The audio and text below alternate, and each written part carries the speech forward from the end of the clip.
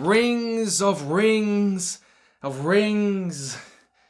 I don't know.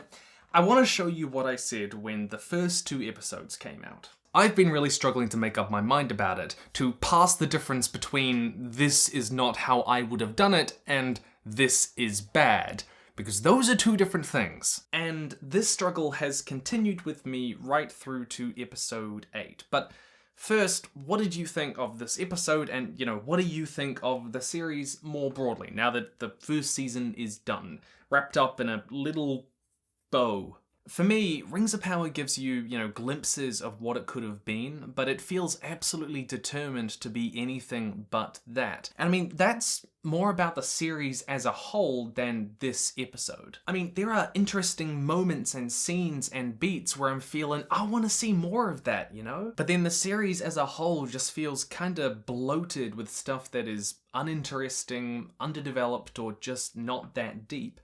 Episode 8 is a little bit of a break from that, we've got this interplay between Galadriel and Halbrand, or Sauron. We've got, Celebrimbor's ambition playing into it. It gives us the rings being forged. In a way, it's some of our more interesting characters interplaying with each other. And for the record, the story with Elrond and Durin and the dwarves, that ties pretty nicely into this story as well. Like, it's not just the lore. It was probably the best episode with the story that I think a lot of people really want to watch. And if it was a lot more like this, then perhaps the series would be a lot better. But it's not. And this story feels like an afterthought. It's not a very natural continuation of the story that they have told up until this point. And, this wouldn't actually be a problem if the Southlands and Númenor were compelling, but I don't think they were for me. And this is a criticism separate from any changes to the lore or whatever. This is them spending all of their time with stories that just aren't that interesting and then giving us just little glimpses of stories that are. Why was this only 1 episode? Why was this feeling so rushed when it felt like it should have been a lot longer, Am I off base with this? Is this how you feel? Am I alone in this, or are you feeling different? Tell me down below. This episode was fundamentally about Sauron and the Rings of Power. Galadriel and Halbrand arrive in Eregion, where Celebrimbor, Gil-galad, and Elrond are desperately trying to come up with a way to save the elves. Halbrand gets involved, and with his help, they manage to come up with a way to do just that. They want to create circular metal things of some kind, they say very, very vaguely. Some kind of crown or anklet or bracelet, I have no idea. Galadriel's suspicions grow though, and she starts to see Celebrimbor being manipulated, till she finds out that, hey, there is no king of the Southlands, so who is Halbrand? And no, he is in fact Sauron. At which point Galadriel and him have a confrontation, ending with Sauron leaving. Then the elves make the 3 rings, with Galadriel sacrificing the blade taken from Finrod, and the series ends with Sauron arriving in Mordor. I'm not going to try and pretend that I'm some sort of objective viewer here, even though I do try to separate my love for the lore from my critique of the writing. I think that is really important, and changing the lore is not the same thing as being a bad writing decision. But I do care about the lore, and it really does impact my enjoyment of the show, and I know that it's going to impact a lot of people's enjoyment. Impacting mine in ways that I'm sure I don't even necessarily kind of comprehend. And that's fine. We all have our own biases this way or that. So I'm going to talk about the lore for a moment, because this cannot be the end of Halbrand/Sauron working with Celebrimbor to make the rings. It just can't be. Not only because they need to make a ton more, the ones that become the 9 that go to the Kings of Men and the 7 that go to the Dwarf Wards before Halbrand/Sauron makes the 1, but because episode 8 was easily the most interesting part of the series because of this, it had intrigue and tension, and it gives you a hint of what it could have been. Celebrimbor sort of unknowingly repeating Sauron's words, not power of the flesh, but over flesh, and then him ignoring Galadriel's warnings, and Gil-galad, saying, hey, we can't put this much power in the hands of one person, but the elves being tempted to do that to save them, their world, right? I want to read you a quote from Tolkien about what's going on in this story, because listen to this.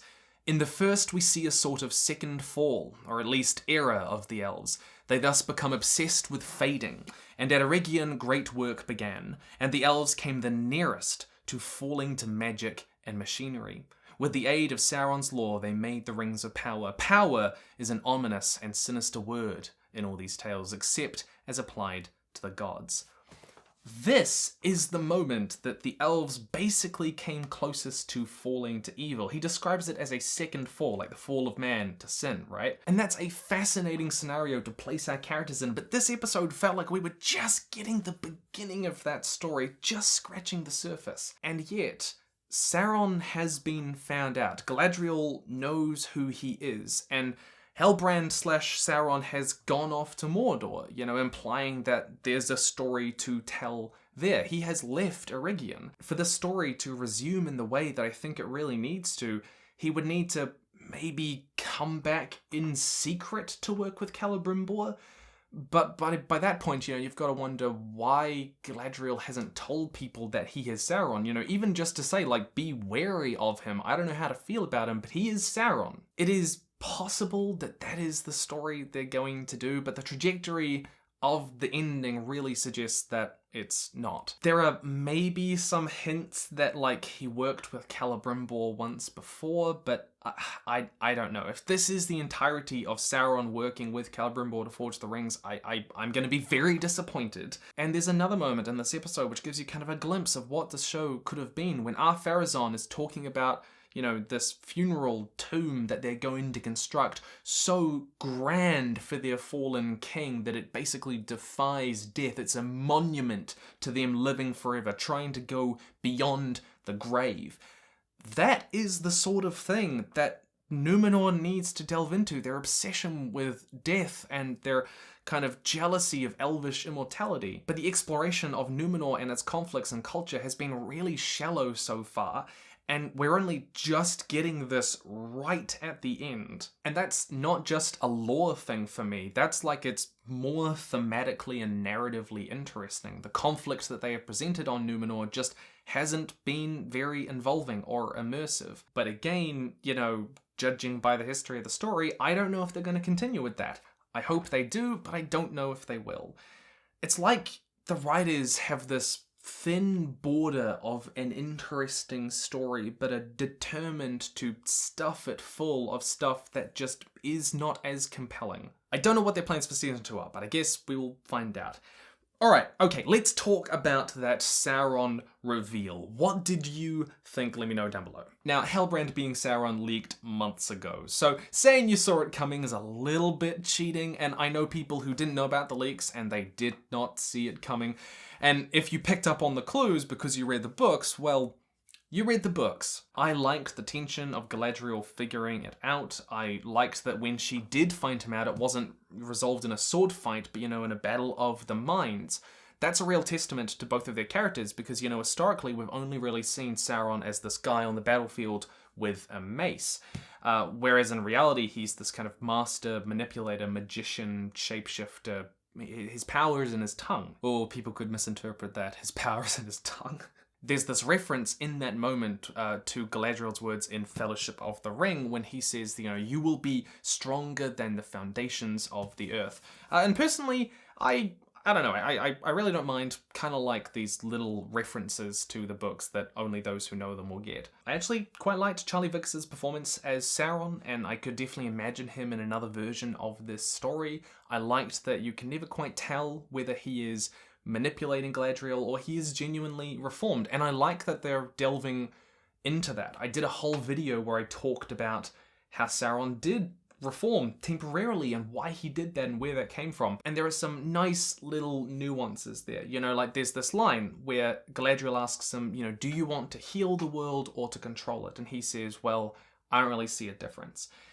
I like that. That's very Tolkienian and it's appropriate. I wanted to see more of that discussion. At the same time, the reveal of Halbrand as Sauron was not the most subtle at times. There is a line in this episode where Halbrand hands over a bit of mithril and he says, call it a gift, which you know, even with all the rising music and the dramatic pause, it's like the characters know the significance of that line, because obviously it's a reference to Anatar, his name in the books, which means Lord of Gifts. Pretty cringe to BH with how it's played in this kind of wink and a nod way. But again, you know, these good moments are just that. They're moments, right? At most, they're kind of like one episode at the end of the season. And they seem to be almost... The writers seem almost determined to kind of run past them as quickly as possible. That's what it feels like. It's bizarre, you know, with how people critiqued the slow pace of the early season, and now it ends in this way where you're like, slow down, this should have taken episodes. And it's also undercut by one other thing. The reveal of Halbrand as Sauron kind of hinges on this moment where Galadriel goes and inspects the ancient scrolls and realizes that there is no king of the Southlands, which is just really funny, because Galadriel's like the only person in the entire story who really believed that Halbrand was the king of the Southlands. She just keeps telling people, this is Halbrand, king of the Southlands, and everyone's like, okay, sounds good to me. And then, again, I've mentioned these before, but there are kind of these dumb moments, like Halbrand arriving in Eregion after 5 days of hard horse riding with a mortal wound, and he's on his horse, like I just had to laugh at that. So there are good elements and less good elements to the episode, but I want to talk about Galadriel, which has kind of been a hot button character for this series. Rings of Power is flawed, sure, but I don't think Galadriel or her character arc is really at the crux of where those flaws are. It's not like it was perfect. You can say it was underdeveloped or there were some missteps along the way with it, but I think she pretty clearly does have an arc, you know, from this relentless harmful anger to laying down the blade in this episode to forge the rings, you know, symbols of defense rather than weapons. Her being right about Sauron is not vindication of how she has treated others or her genocidal tendencies towards orcs. And I don't think the story treats it that way, which I've heard other people say, like that she just has an incoherent narrative arc. I'm just not really seeing that personally. Being confronted by Adar and then by Halbrand does prompt her to go, alright, what do I believe? What am I doing? And it seems to give her a change in how she treats violence. If that's not an arc, then what is? And I mean, that's putting aside any frustrations you've got with her being unlikable or that she should have been a different type of character. It's certainly not the best character arc I've ever seen, but it's been the object of ire in a way that I don't think it quite deserved. And that other elements of the story, which I've discussed before, I think deserve far more criticism, right? You know, in the latter half of the season, I think Galadriel's character was pretty much fine. Actually, as the series went on, I only came to enjoy Galadriel's portrayal more. Her character is certainly not at the crux of the issues I have with the series. But aside from Sauron and the Rings of Power, we also had the Stranger's story resolved in this episode. There are a lot of clues to suggest that the Stranger might be Gandalf, like he says in one moment to always follow your nose, which is a quote from Gandalf. He turns the cultists into moths, and moths are associated with Gandalf in the films, that is. They're not really associated with him in the books. You know, the little moth that he uses to call the eagles. And of course, he has a relationship with hobbits, and he looks like Gandalf, and he sounds like Gandalf. But he is heading to Run. He's heading into the east. And in the lore, it is actually the Blue Wizards, Palando and I can't remember the name off the top of my head. They head into the east to help kind of prevent them from falling to evil. There were some nice creepy moments in the episode. I don't really mind that I didn't get to really know what the cultists were. That doesn't bother me that much. I didn't really feel that much when Sadik died, personally. And while him saving the Half-Woods by going basically, "Begone, demon," was nice. I mean, that was the moment, the beat that they needed to do, right? I do have to say, the "I am good" line was not very good. That is... I know that they were doing this whole, am I good, or am I a peril, am I evil kind of question, but that was way too on the nose for me. And again, I keep coming back to this feeling that the series is just bloated with stuff that isn't that interesting. And that includes, the Harfoots, right? Because we spend so much time on this umming and ahhing over whether he's good and evil, but it's all because they wanted to do this fake out reveal that he is actually Sauron at the start of this episode. I mean, we knew it wasn't going to be Elrond or Galadriel or Durin or whatever, and we knew it wasn't Adar by episode 4, so they needed some other viable option.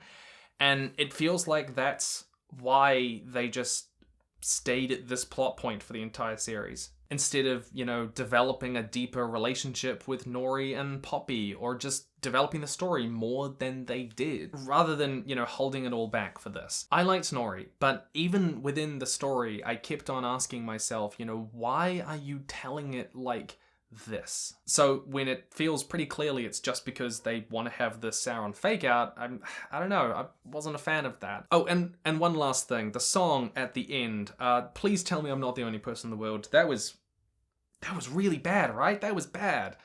But that was season 1 of The Lord of the Rings of Power.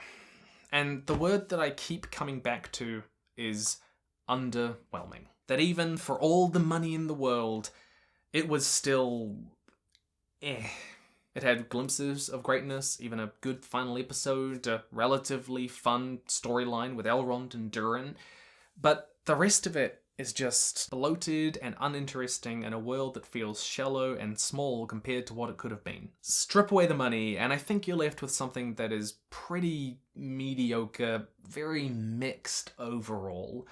There are so many moments that are constantly undercut by the sense of it could have been done better, If it were all like episode 8, then maybe it could have been. But it's not, and the bulk of the story is taken up by all of this other stuff that just isn't particularly compelling. You've got to look at the actual thrust of the series. If you were summarizing it, what would you say it was about? Because of all of these complicated feelings, I am working on a long autopsy video where I'm going to talk through everything. Is there any stuff that you would like me to discuss or talk about or touch on in that video in particular that you have thoughts on? Do let me know down below. It's going to be a long video, I think. We'll see how it turns out. In the meantime, stay nerdy, and I'll see you in the future.